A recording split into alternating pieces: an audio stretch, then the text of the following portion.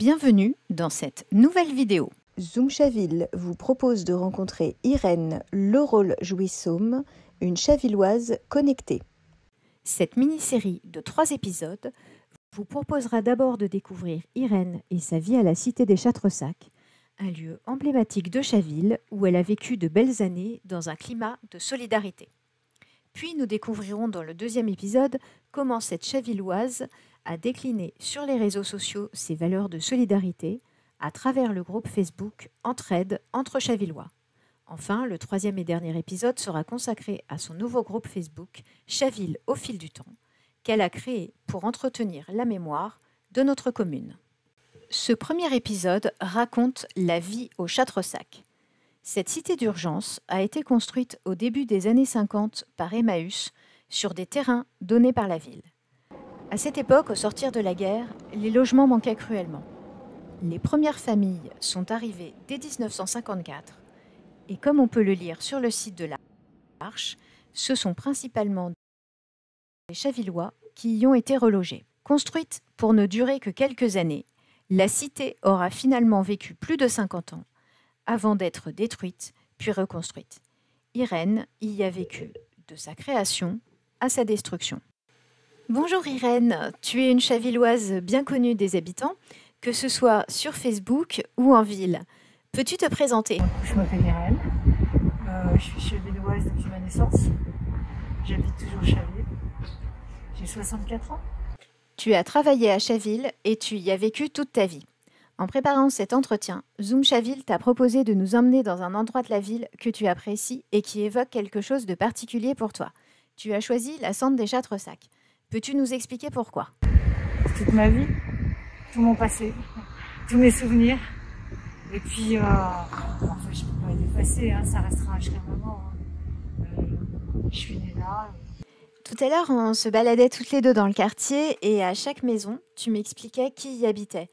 À cet endroit, une camarade d'école, dans ce pavillon, une famille, là un petit peu plus loin, une amie que tu vois encore aujourd'hui.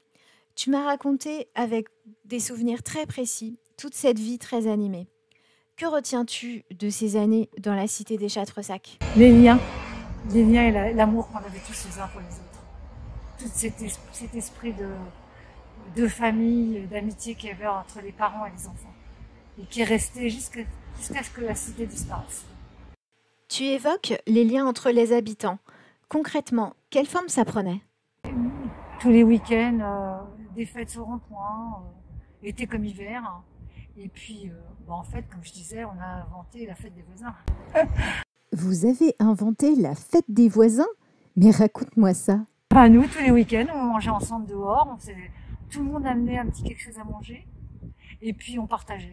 Il y en a qui amenaient des gâteaux, il y en a qui amenaient des sandwichs, il y en a qui faisaient un barbecue sur le rond-point. Et puis, les adultes passaient de leur semaine de boulot. Et nous, les gamins, en fait, on mangeait, on jouait ensemble. Tu décris vraiment une belle ambiance au sein de cette cité des Châtres-Sacs. Existait-il aussi une certaine forme de solidarité entre vous? Bien sûr, bien sûr. Par exemple, tu vois, l'hiver, quand il y avait de la neige, c'est juste un petit exemple. Mais il y avait pas mal de personnes âgées chez nous là-haut. Eh bien, on déneigeait derrière de leur maison. On les emmenait nous-mêmes faire les courses, ou alors on allait leur faire leurs courses. Ou c'était nos enfants qui allaient faire les courses des personnes âgées.